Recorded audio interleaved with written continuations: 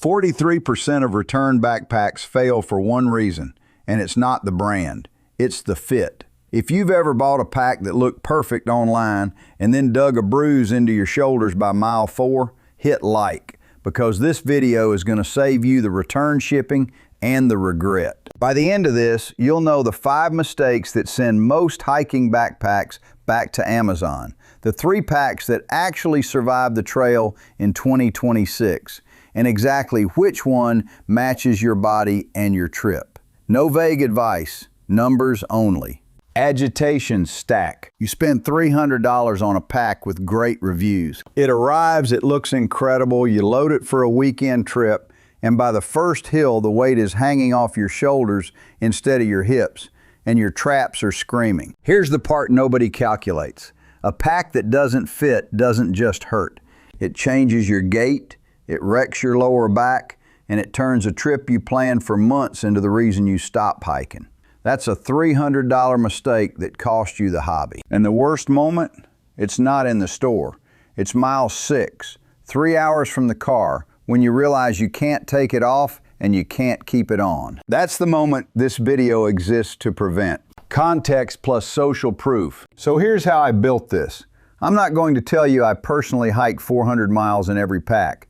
Nobody has time for that, and you shouldn't trust anyone who claims it. Instead, we analyze community data the hard way. We pulled patterns from over 300 threads across our ultralight, our backpacking, our camping, and our hiking from the last 18 months. Every help me pick a pack post, every return complaint, every I finally found the one thread.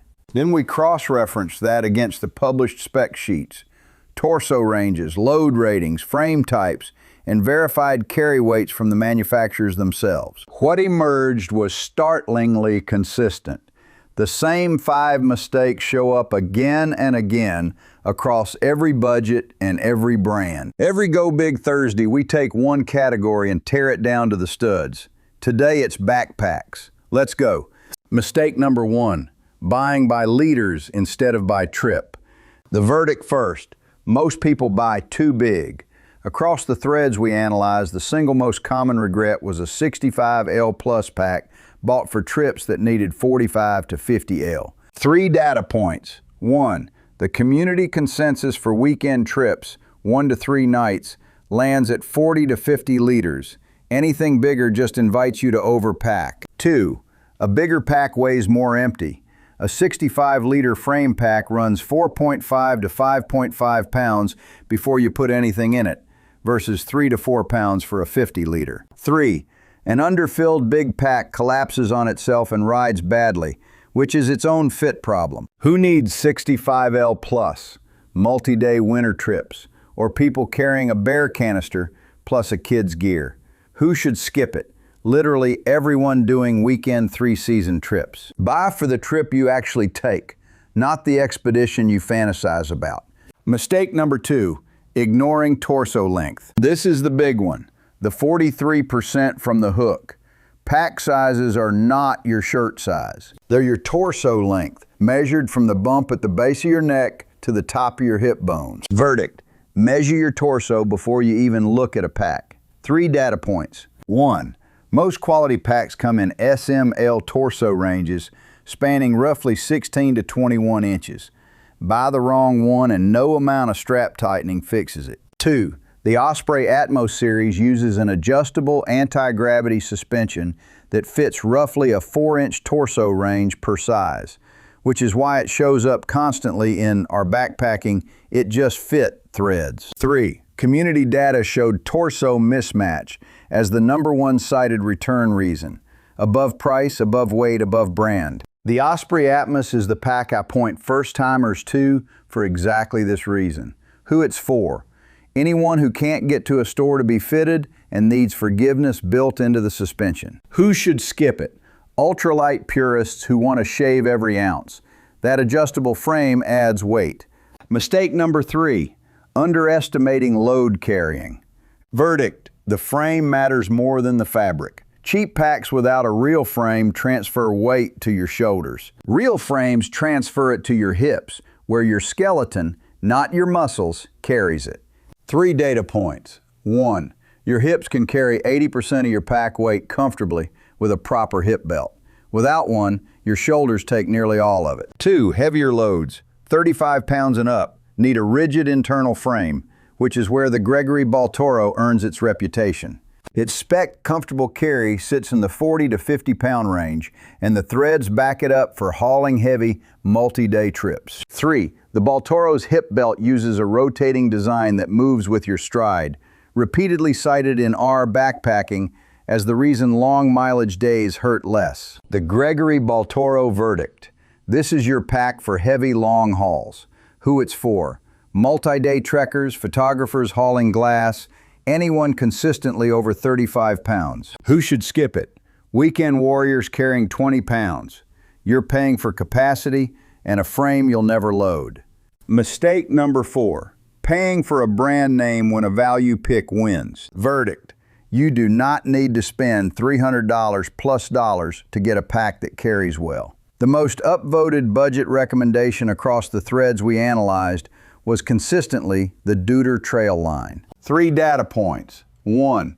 It uses Deuter's Air Comfort or VariQuit back system, real ventilation and adjustability at a price well under the premium tier. 2. In r/camping and r/hiking first pack threads, it was the most recommended sub-premium pack for new hikers, cited for durability that outlasts the price. 3.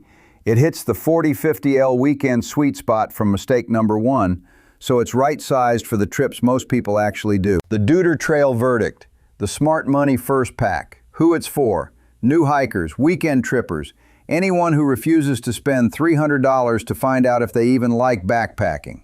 Who should skip it? Heavy haulers over 40 pounds. Step up to the Baltoro. Mistake number 5, skipping the loaded fit test. Verdict: an empty pack tells you nothing.